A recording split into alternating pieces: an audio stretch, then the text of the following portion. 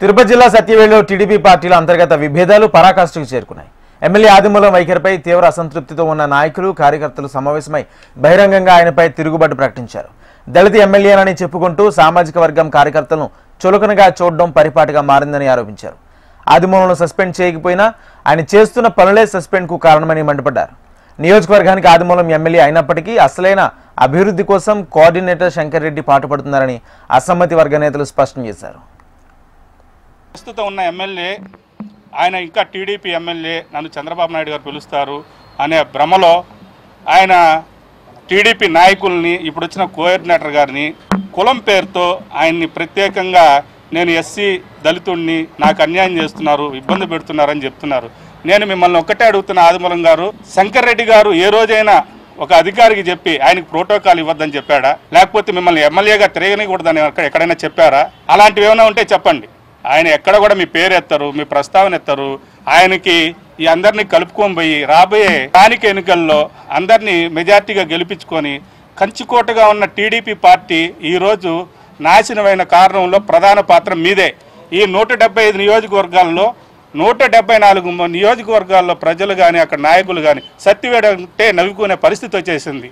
దీనికి కారణం మీరు కాదా? నేను మిమ్మల్ని సూటిగా ప్రశ్నిస్తా ఉండా.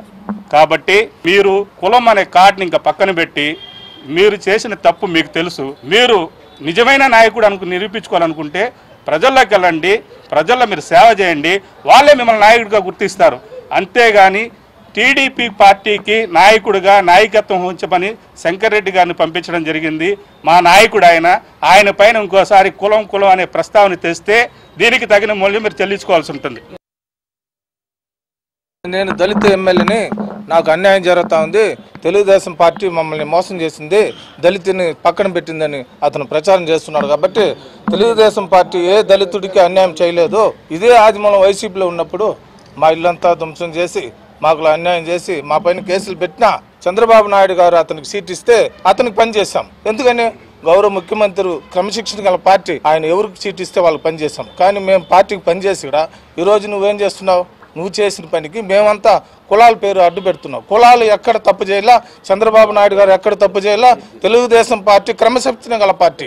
నువ్వు తప్పు చేసి కులాల పైన రుద్దబాకండి. దయచేసి కులానికి పార్టీకి ఏ సంబంధం లేదు. నువ్వు చేసిన తప్పు వల్లే ఇది జరుగుతూ ఉందని అందరికీ, మా జాతి అందరికీ తెలియజేస్తున్నాను. మన జాతి తక్కువ పని చేసింది ఎవరంటే ఈ ఆదిమూలమే. కాబట్టి మనకు పార్టీ ద్రోహం చేయాల. మన పార్టీ క్రమశిక్షణ గల పార్టీ.